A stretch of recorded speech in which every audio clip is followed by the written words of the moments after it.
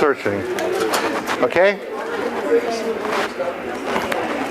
Those of you who are going to hand in your homework today, hand it in now. I don't want you working on it in class, so pass it in now. Those of you who are handing in Monday, you can hand it in Monday.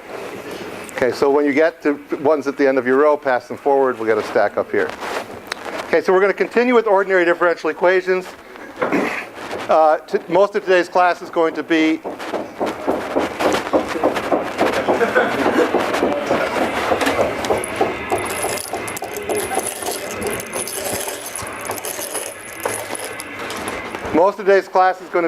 computers, but I want to set up the problem just a little bit more for you. Mechanics is about the laws of mechanics. The most important one is F equals ma. F equals ma says force is mass times acceleration. Acceleration is the derivative of velocity. Velocity is the derivative of position. So the equation F equals ma is a differential equation. So to figure out how things move, you have to solve differential equations. That's all there is to it. Now, in the curriculum, differential equations come after Math 192. But the fact of the matter is the very simple aspects of them, what they are, what it means for it to be a solution, is perfectly within your reach as you take Math 191. And then how do you solve it on the computer? You can learn that once you get the general concept, which I hope you are getting, you can learn how to do it on the computer as soon as you get a sense of how to do it, which you do already, and I'm going to teach you more about that today. Okay, any questions about where we are with that? Okay, so if you have a mass, we're going to do one-dimensional mechanics, and there's a force on it. The big equation is this linear momentum balance equation, and the linear momentum balance equation says F equals ma. But this acceleration is dv dt. This is this notation for the derivative with a dot on the top like this. And this equation says the rate of change of velocity is force over mass. The rate of change over x equals v. Now, you look at those equations. They're both true, but they're more than true. They're enough for you to, what I call, use the crystal ball of the laws of mechanics, the laws of the world, to predict the future. And how does that work?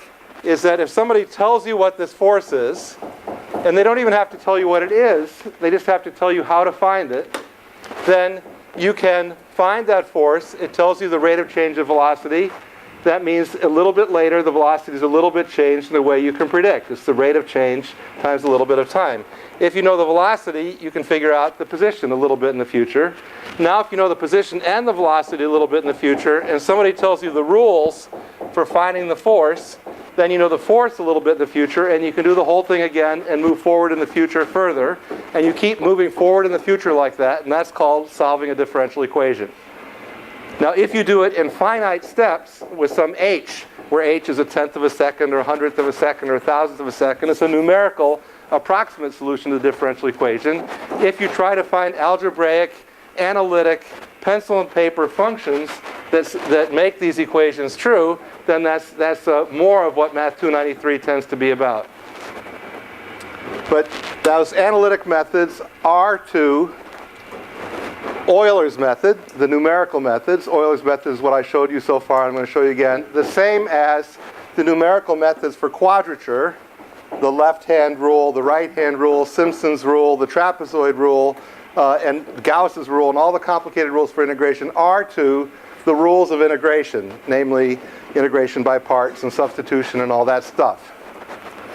All that stuff you spend a lot of time on in Math 191, but all that stuff is close to useless out here in the real world, where the functions you have to integrate are things like e to the minus x squared, which you cannot do with pencil and paper. Okay, status clear? Any questions about that so far? Okay, now, in the world of mechanics, there are various situations. There are various rules that can show up depending on one of the basic features of mechanics is the properties of the system. Here's Newton's laws up here. Here's the rules of geometry and time, kinematics. And then the next thing is, what are the rules which tell you what this force is? And those are the material properties of the properties of the system. So simple examples are that the force is equal to 0. And this corresponds to Newton's first law, which is an object in motion blah, blah, blah, blah. His law says an object in motion tends to stay in motion unless acted upon by a force. If the force is equal to 0, that gives us these differential equations that v dot is equal to 0, x dot is equal to v. And what's the solution of those differential equations? It's just that v is equal to any constant, which you can try to work out by calculus methods, but you can work out by guessing. It says the rate of change of something is 0, so it's constant. And if the velocity is constant, then the position, of course, is, we can call this constant, say, v0, and the position then is v0t plus some initial position. I think probably in 5th grade, most of you learned this special case. Another special case is that f is equal to a constant, say f0, and this is the constant acceleration case. What happens is you stick an f0 in here, and that turns then into v dot equals f0 over m, and still x dot equals v. Well, this equation we can solve, and then we can integrate to get the result to the next one. And so if v dot is equal to a constant, it means that v is equal to the initial value of v plus f0 over mt. And it says the position, now we integrate one more time, is v0t plus f0 over 2mt. This is usually what's called acceleration divided by 2, and then plus the, and there's a squared there, plus the initial position. And that's the special case that you, over and over again, constant acceleration, dropping things and so on, that you've seen over and over again.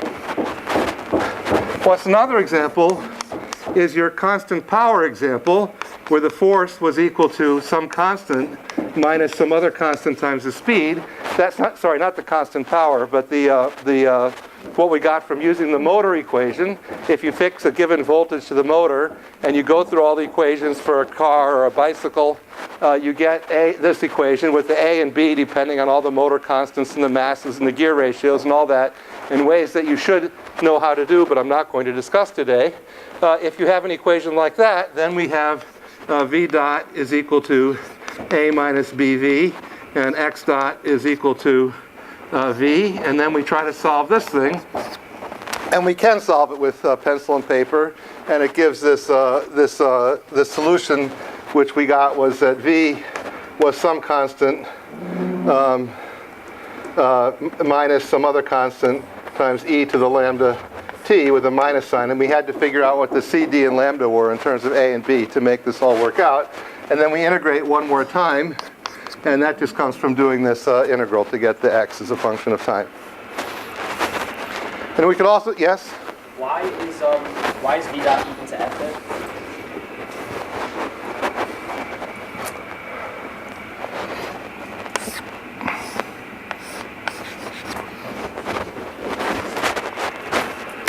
I would say you could be, I guess it's polite of you to say why like that, but if you really mean, didn't you mean, you're allowed to say that. Okay.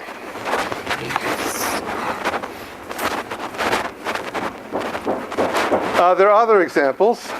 So this came from the motor and gears.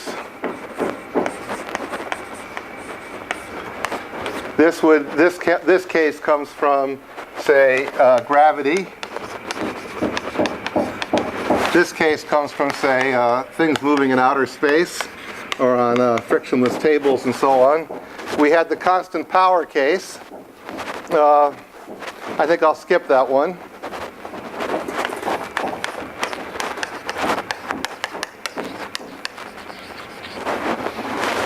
Well, let's just go, what the hell. So we had that v dot is equal to the force, but the force was the power divided by the velocity, and then we have an m here, and then we have an x dot is equal to v, and then we got some solution from that, which had a position and velocity versus time, which had square roots and 3/2 power and things like that. So, see the notes.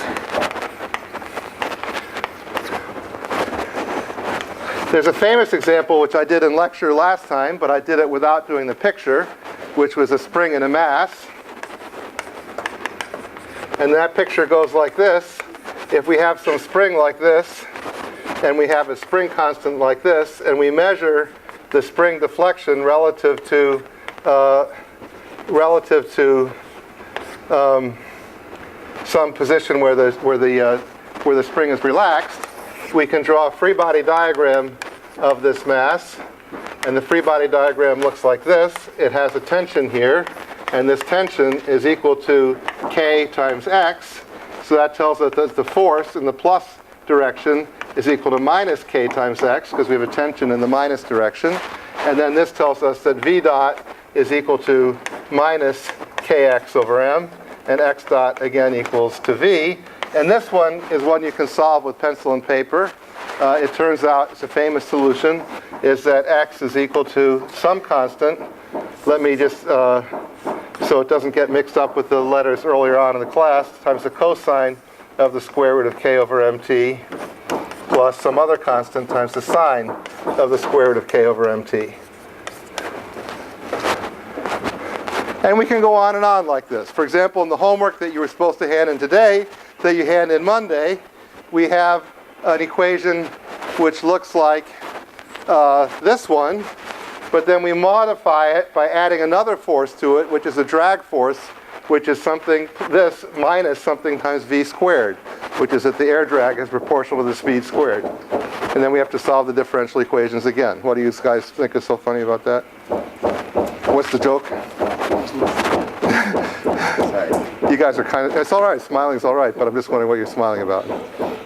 Nothing. You don't want to, okay. Can everybody hear me? Do I say the word okay over and over again? I hate it when, like, I see people have, like, tics and they say the same word again and again. Is there any word that I use over and over again you find annoying? Okay, like, do you have any teachers who use words over and over again you find annoying? Yes, no? What? What? I say what too much? No. Okay. What? Okay. Like, let's go. So now we want to solve these differential equations. Any questions about these equations and what the setup is and what we're trying to do? What are we trying to do? We're trying to take some mechanical situation which we describe by saying Newton's laws apply, and we have some rule for the force. And the rule, the general form of the rule, is that we specify the force equal either in terms of position, that would be like the spring, or in terms of velocity, that would be like the motor law with the air drag, or in terms of time. I didn't show you any example like that, but let's say I took a force and applied a mass and applied an oscillating function of time, or any combination of these things. In that general case, we'd like to be able to figure out what the motion is by doing computer solution. Ready to go? Okay. Now,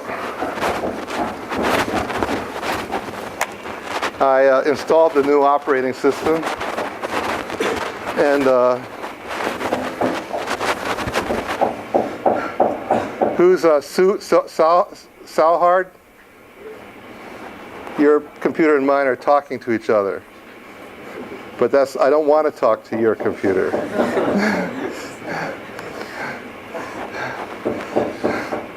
Okay. So I have this sort of broken MATLAB because I installed the new operating system, because two people in the class, one said it worked and one said it didn't. I took a chance and it works halfway. Okay. Here's the demo we did last time. Let me talk it through. Everybody should be following everything. Again, Anoop is going to do zooming in on the video, and I'll point here like this, so the video will show things. Or does that blast out the video? Does that ruin the exposure when I go like that? It does. It ruins the exposure. Okay, it's okay. We'll try and talk this through. So we want to do some mechanical system with some mass, and I set the mass equals to 1. It might be that the mechanical system depends on a k, like a spring. I'm setting t to be the total amount of time. We're going to integrate for some number of steps, which I put here as, what's that? It's like 100,001. If I want to take less time, I'll make it 10,001. I have my intervals, the length of the intervals is the total length of time divided by the number of intervals. The number of intervals is 1 less the number of points. I create an array which has in it all the times.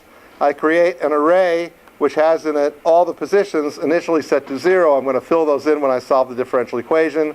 An array of all the velocities initially set to 0. I put in the initial condition which says at the first time, that's when t is equal to t sub 1, which is 0. The value of x is 1, just to keep things simple, and the value of the velocity is 1. Then we're going to go through and solve this differential equation. And this is now the case which I've done over there, the simple harmonic oscillator. And if we just start out by saying the force is minus k times the x at that time interval, and we're going to look at every time interval from 1 up to 100,001 or whatever it was, 1,000,001 or 10,001, and then we're going to increment the position. We're going to go forward in time using the known laws and see what the new position is. The new position is the old velocity multiplied by the time interval. Slope times change times rate of change equals change. And the new velocity is the old velocity times the acceleration, which is f over m. The acceleration is rate of change of velocity, so the change in velocity is the rate of change times the amount of time.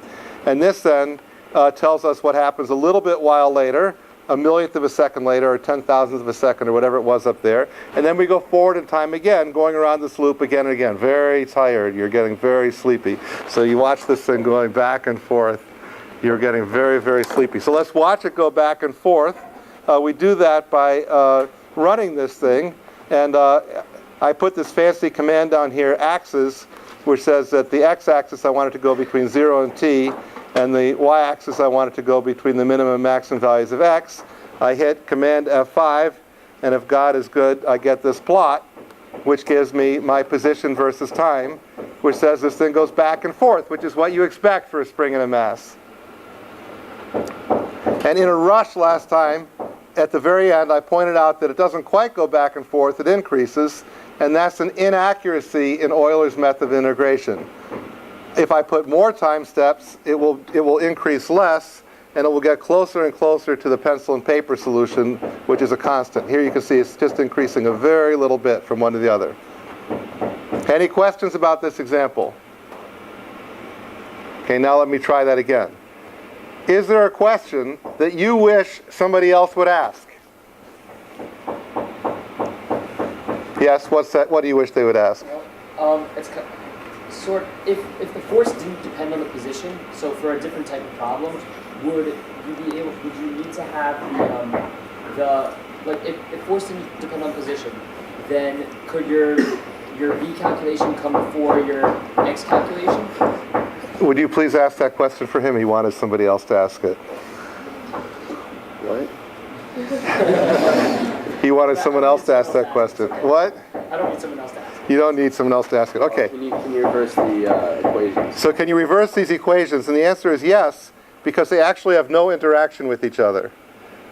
Because the way I've set this up, I get the new time from the old time. So I don't bootstrap it like get one and then sort of get the other. I take all the data from time I, and you always use that data consistently to get time I plus 1. Now if you try to mix it up, you might get it more accurate, you might get it less accurate, but it's less clean. So the cleanest thing to do is make it so you always use the old data to extrapolate to the future. Does that answer your question? Yep. Okay, in this particular case, that change of order has no effect. Zero effect. 0.00, not, right? And, okay, what other questions do you wish somebody else would ask? Yes? Well, could you do it another way where, like, instead of defining x at first as being that array of zeros, Yes? you do it one at a time, so instead of like x of I plus 1, you say x equals x. Okay, so I could get rid of this. Oftentimes, things mess up because you have stuff left over, you get confused. So just as a matter of good habits, you should put a clear up here at the start. So let me now do a clear and run this thing. Now I'm running it for 10,001 steps. Let's see how long it takes. It took about 1/10 of a second. Now what I can do is I can get rid of this line altogether. Now let's run this thing again. It ran it pretty fast again, didn't it? Let me try putting 100,000 here. Run it again. Okay, it's running busy, busy, busy, busy, busy, busy, busy, busy, still busy, still busy, still busy. Now remember, we did this before and it ran very fast. Still busy. I'm looking down here. It says busy. It's still thinking. So what happens is by getting rid of this line, the MATLAB syntax is fine. It's just that it takes forever. And why is it taking forever? It's what's called memory allocation. It doesn't know how many x's are going to be. And every time you go, okay, now I go x of 3,362, and it only made space for 3,661 x's, it has to go clear space and find a place to put all those x's. So it takes tons of time. In fact, it's still going. Okay, it's just really spending all this time shuffling memory around on, all these poor transistors getting reset and data being moved around all over the place. So there, it's finally done. Whereas if I get rid of that line and do the same number of data points, get rid of the comment and do the same thing where I've allocated the memory with this line and run it again, now it takes 1/10 of a second. So changed by a factor of 100 or something in the speed of execution. So did that address your question? For the person who wanted him to ask that question, did that address your question, whoever that was? Whoever you were channeling, yes? Why do you set v equal to x directly after zeros? I could set v equal to zeros 1 comma n, but I was lazy since I'd already set x to that. What does that do, setting v equal to x? Well, at this point, this command comes after this one, and so x was set to 0, so it set the v to zeros. Oh, okay. But what I wrote in here is equivalent. Maybe this was a little bit slower the way I wrote it, just a shade, right? Any other questions? Yes? Why do you create a T? Why did I create this array of t's? I'm not using t anywhere? Not so. I use it down here. So this is a set of times that I'm going to be looking at. So each of these things corresponds to something at a certain time. Now I could do a different problem. For example, right here, I could put the force is equal to 3 times it'll look a lot the same, well not quite the same, the sine of t sub I. So here's a case where I'm saying the force is a function of time. I'll use the time explicitly. I'll run this thing again, and then we'll get, look what happens. It kind of oscillates, but kind of not. Why doesn't it oscillate? It's got an oscillating force on it, but the oscillating force doesn't start just the right way. It starts pushing one way, not the other, and so it starts off and has some initial average velocity. Does that address your question? And I could have made this thing fancier and fancier. I could have put minus 3 times v sub I, which gives now I'm going to force it sinusoidally, but I'm going to damp the motion, and then look at what we get for motion versus time. It looks sort of oscillatory. What if I don't damp it quite so much? I put 0.3 here. It starts out kind of accelerating, and then it damps out and ends up just sort of oscillating. I want to see what goes on for more time here to see just how it damps out. I put a 40 up there, and I get more time. So this one program, by just changing this one line, we can do all manner of things in terms of of forces and how things move. Now let me change this program. I'm going to move on now. Let me change this program a little bit. I have this f here, and I'm now going to divide this f by a. Well, let me just do it in 2 lines. I'm going to add another line to this program, if I can. And I'm going to say v dot, and I'm not even going to put an index on this because I'm going to change it again and again. V dot is f divided by m.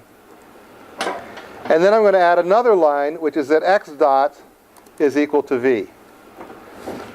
And then down here, I'm going to put v dot, which is the rate of change of v, and down here I'm going to put x dot, which is the rate of change of x.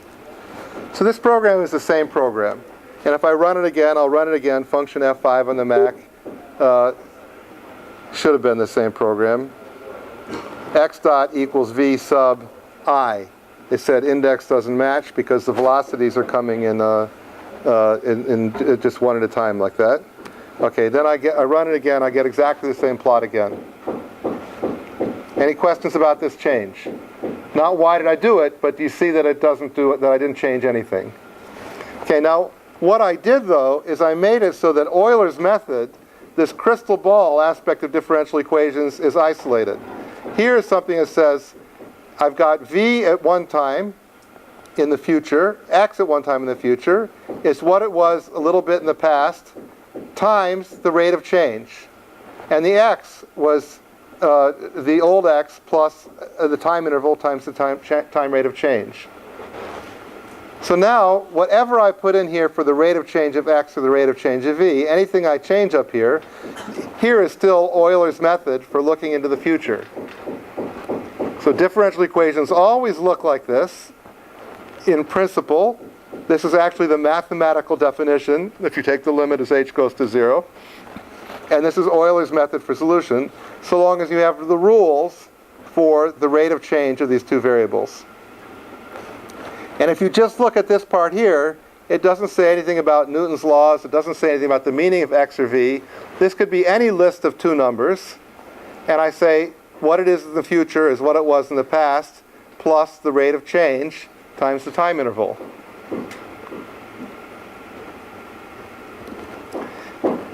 So that means this part of the program, where I calculate the rate of change, this is really where the differential equation is. This is what you call the right-hand side of the differential equation. This is the rate of change of v. This is the rate of change of x. So the differential equation is expressed by what is the rate of change of the variables in terms of the present values of the variables. And this is just this philosophy of the world. The rules of the world are telling you how the rate of change of the world determines the current state of the world. And that's the differential equation. It's hidden in here. Okay, now we want to take that philosophy and say, since this is so broad and so general, it should be that there's MATLAB routines just for dealing with this. And there are, because you would like to be able to solve all different differential equations, not just lists of two variables, but lists of 2, 3, 20, 50, 100 variables. And you'd like to be able to do more than mechanics. You'd like to be able to social dynamics and chemical reactions and heat flow and everything else. So you want to be able to put in any rules for change, yet the core of the solution method doesn't depend on what the mathematics rules are for the rate of change. And so MATLAB is set up for that. And now I'm going to start out by showing you how MATLAB does that. So it's a very complicated syntax. If you're really computer sciencey, it's a very simple syntax. But relative to other things you've learned, it's a complicated syntax. And I'm now going to show that to you if I can find it using my half-broken MATLAB program here.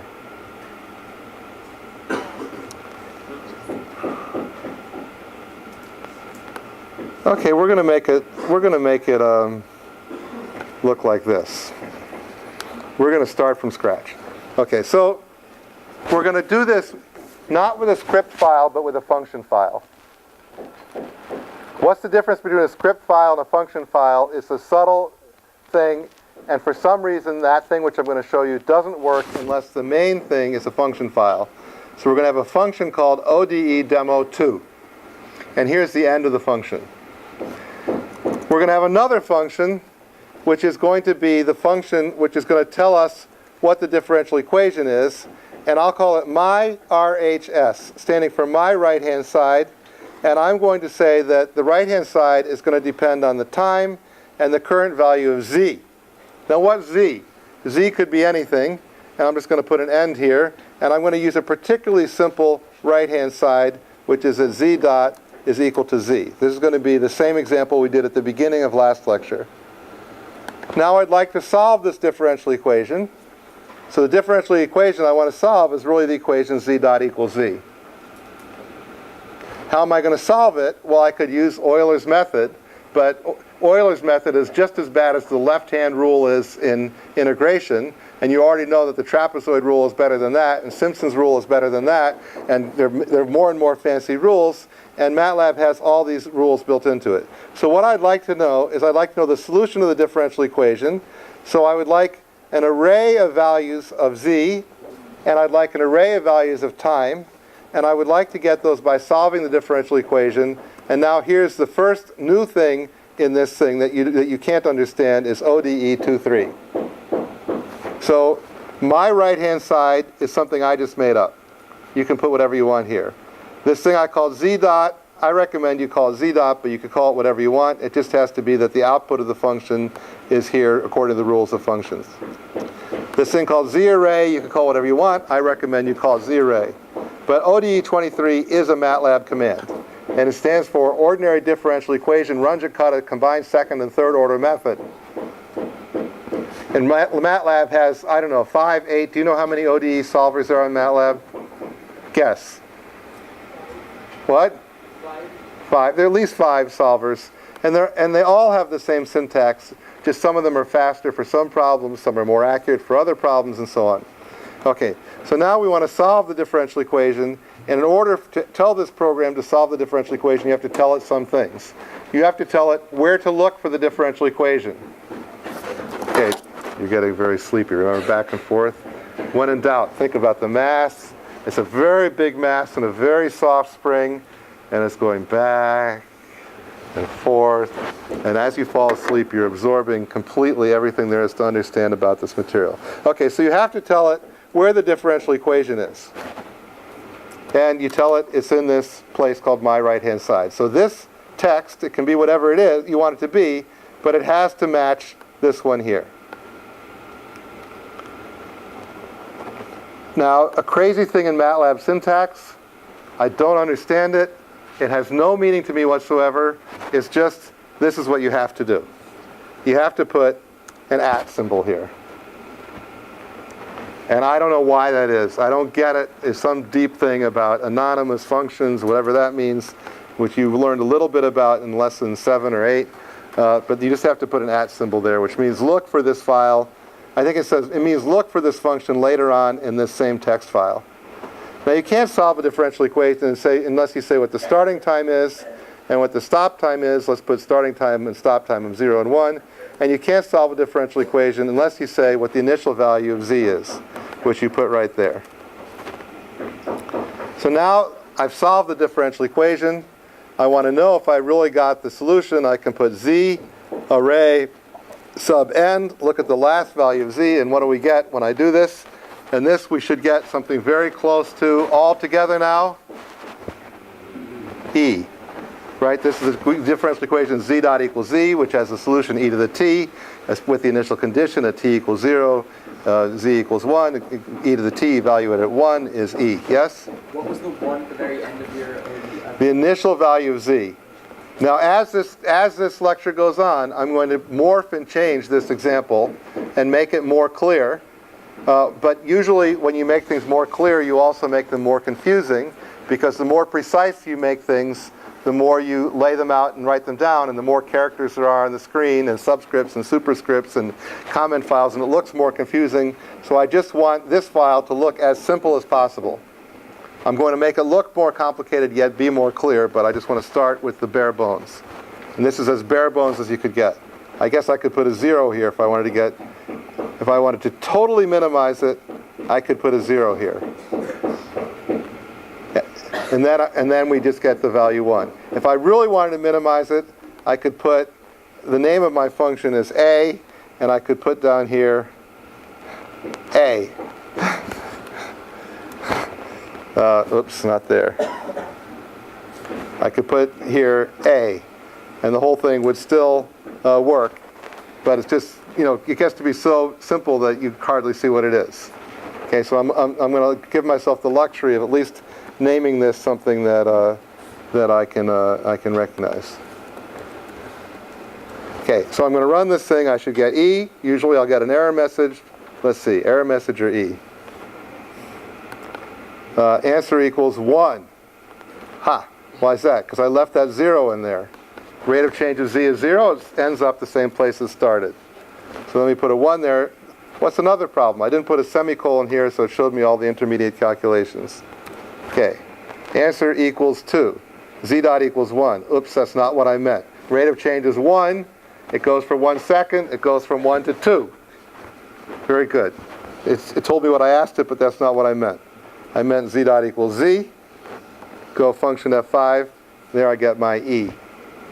Okay, now how about how accurate is this? It's I put the answer minus exponential of 1. I don't know how to get the number E out of MATLAB besides this.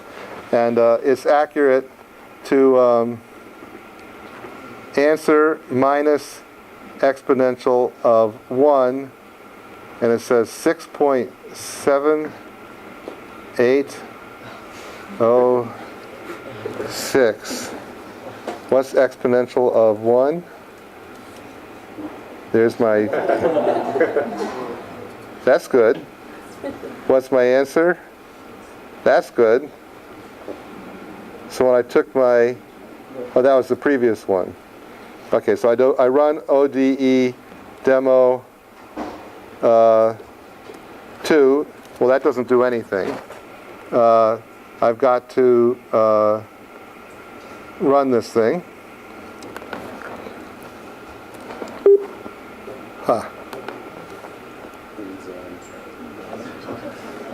Undefined variable Zan.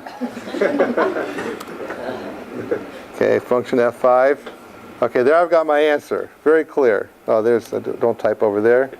I've got my answer. ANS. ANS minus exponential of 1. What did I do last time? That's what I did last time.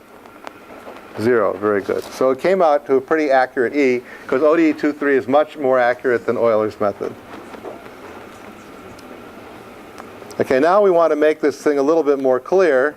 Let's just get the syntax clear. Z0 is equal to 1. That's the first value of Z, and then we just put over here Z0. So that's what goes in this place in this function ODE 2.3. So it's a function, a MATLAB function that has 3 inputs: the name of the file where the differential equation is, the initial condition, and the time interval that you want to solve the equation, and the initial condition. Now, if we want to be a little more clear here, we'll get rid of this thing, and we'll put up here t span, that's the time span, equals to from 0 to 1, and we'll put in here t span, and then we can almost just copy this line every time we want to solve a differential equation, and just make sure we put the right stuff around it, like this, and down here, this. So the only thing you have to change to solve differential equations is the initial condition, the time interval, and what the differential equation is. So let me just run this again and make sure it still works. It still gives me my 2.71828. Now that's not so interesting, so we want to plot, say, t and z, to see if it looks like an exponential function. Function F5. Z is not defined, is Z array. I run this thing again, and I get my exponential plot. It's hard to see that it's this exponential because MATLAB picks as default as starting at 1, which I don't like. So I can put axes and equal to, and then pick the, what I want here is 0, t. Actually, what I want is t-span, whatever that was, next to the minimum value of z array, next to the maximum value of z array, and see if that gives me a nicer looking plot. Function F5. I don't want that. I didn't want the minimum value of z array. I wanted to plot from 0. Function F5. What to do wrong? It give me some error. ODE demo 2 at line plot t z. You just need to save it. No, you don't need to save it because you do function F5. It's supposed to save it. Figure 1. Let's just do a clear here and make sure everything's... So this is real life.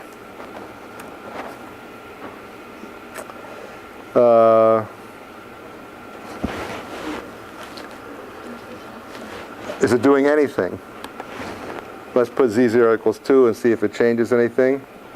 It's doing something. Aha. Everything's fine. The t-span is right. I wanted the y-axis to go from 0 to the maximum of z array, and it doesn't seem to be going from 0.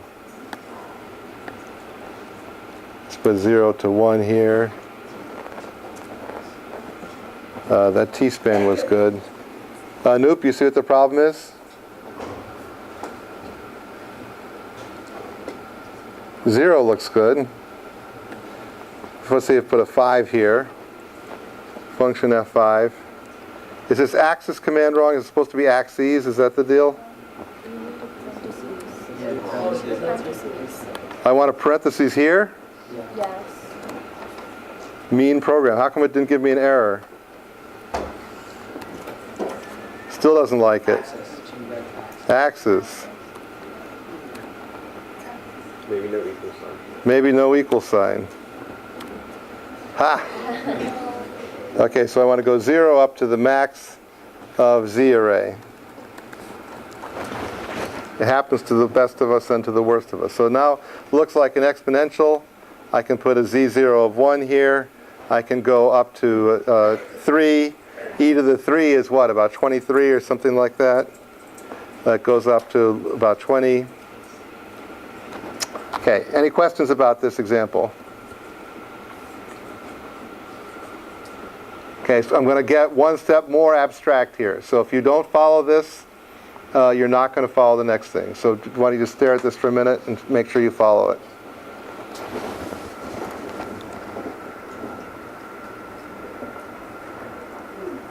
Do you need the function file at the bottom and then the function at the bottom? I need the function at the bottom because this is where the differential equation is stored. So this is the differential equation. It says, oh, the program OD23, a MATLAB program, goes and calls this function over and over and over again. It calls it lots of times. If we want to get a sense of how many times it calls it, we can just over here, we can say, hello there, and see every time it calls it what happens. We go function F5, and we go over here and we see it's calling it again and again and again to keep looking into the future. And you made it a function of t and z. And I made it a function of t and z because in general it could be a function of t and z. So if I wanted, I could put z dot is equal to sine of t, and then I would be just finding the integral of the sine function. So I go function f5 here and look at the plot, and I'm getting the integral of the sine function, which is the cosine function. Well, not quite, because there's a free constant, and I'm doing a definite integral, so it's the cosine function with an offset, actually minus the cosine function. But if I want to see one where the constants are 0, I put integral of the cosine function, and now I'll exactly get the sine function. And if I want to see that I've really done that, I'll do it for a much longer time, so it really looks like the sine function, and I get looks like the sine function. And these corners here, because MATLAB doesn't have to actually calculate so many points to get a good answer. Okay, so I integrate, that's why I have a t. I can put whatever I want here, any dependence on z and t. I could put a minus z here, and then I get an exponential decay. I could put z dot equals a constant here, 2, and then I get, we saw what that gives. That was just this z just increasing linearly in time. Just pops out solutions to differential equations like that. And it doesn't worry about whether it's algebraically confusing or not, because we could put here exponential of minus z squared. That's one that we don't know how to do with pencil and paper, but it doesn't care, assuming I didn't make some syntax error. And that gives the exponential of e to the minus z squared, starting at z0 equals 0. I could start at 0 like that. And then I would get, this is an error function, or with a constant left off. Okay, any questions? Okay, now the big step in the abstraction. Are you ready? Z0 doesn't have to be just a number. It could be two numbers, or 3 or 4 or 5. So I can put here Z0, and I can put a list of numbers, say 1 and 0. And then this differential equation is updating that list of numbers. Just like in the mechanics problem, we had a list of numbers, x and v. So I can say I am going to interpret z sub 1 as being something I'm going to call x, because that's the way I want to think about it. I'm going to interpret z sub 2 as being a thing I'm going to call v. I'm going to interpret x dot to be equal to v. I'm going to say, well, v dot is going to be equal to, say, minus k times x. That means I've got to say up here someplace what k is. So I'll define k is equal to 3, some spring constant.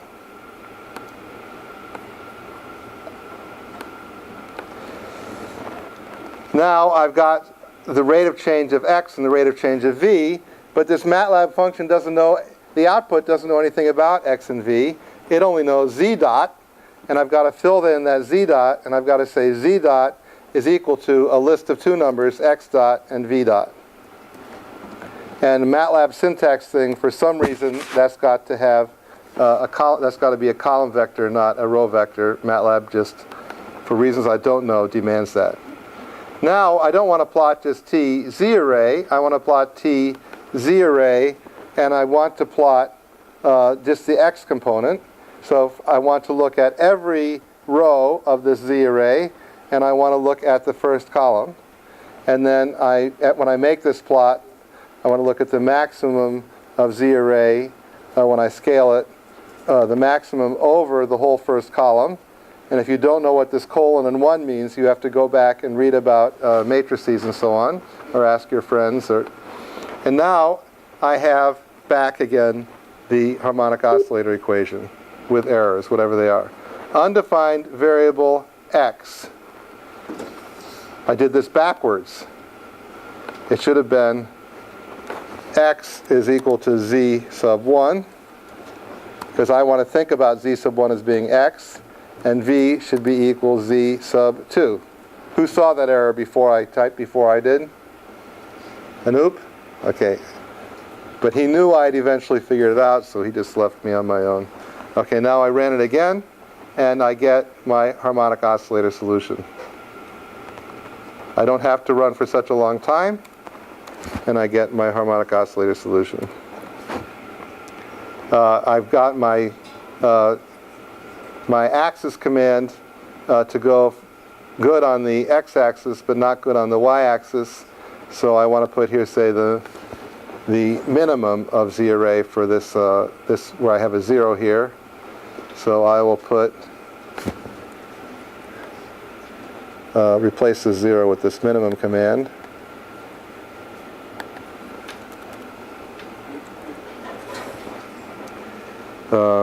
Function F5. And actually, if I just left out this whole axis command, I'd get back about the same thing anyway. So let me just leave that whole command off. Shift%, run it again, and I get, it scales it. I made it scale the way it was going to scale anyway. Okay, so we're solving a differential equation. It says use the solver called ODE23. Solve the differential equation described in here. Do it over this time interval with these initial conditions. Store the result in two arrays. One is a list of time values. One is an array which has for each row the value of, in this case, x and v at one time. Here's the differential equation. It says given the current value of z, which we're thinking of as x and v, but MATLAB doesn't have to know that. Tell me the rates of change of x and v. That's two numbers. Here, the two numbers come in. Because I want to think about this as a mechanics problem, I have this minus kx. I should actually put minus kx over m if I want to make it look like a mechanics problem. So I'll put m equals 1 here. So now it looks like a mechanics problem. I calculate the rate of change of x and v, and I tell MATLAB to think about that as the rate of change of two components. All you need here is a rule that tells you what's the rate of change of the system, all the system variables, in terms of their present values and the time. And then MATLAB marches ahead in time in a smart way, a little smarter than Simpson's rule or something like that, and figures out what the future is. You start here, you follow the laws of mechanics, and it tells you how the future evolves. Any questions about it? Okay, who sort of followed what I was doing today? Thinks they did? Who sort of didn't follow what I was doing today? If you didn't, you talked to your friends who raised their hand and said they did. You can certainly use all the help files for ODE 2.3. Take out your clickers really quick.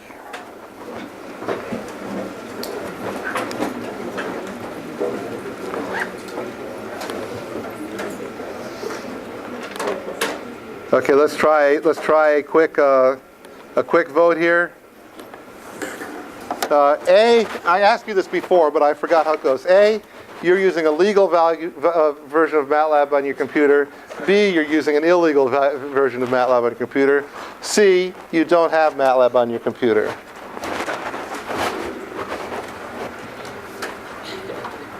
What did I say? Illegal, legal? Legal, illegal. You don't have it. Now, those of you who don't have it, where do you do your homework and stuff like that? I see. Okay. Next week you have guest lectures both Tuesday and Thursday. We'll keep strict attendance. Both guest lectures are going to be on the expertise of the lecturers, which is not going to be in the train of this stuff. But you can